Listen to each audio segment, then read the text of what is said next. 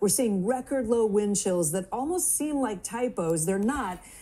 When I tell people that I plan to drive 5.5 hours north into Michigan as a deadly winter storm is rolling in, the reaction is pretty much always, "Why? Or are you crazy?"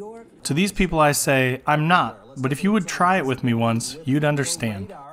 In this short film, I'm going to bring you along on a risky but worthwhile journey to find snow, adventure, and ultimately, beauty and peace.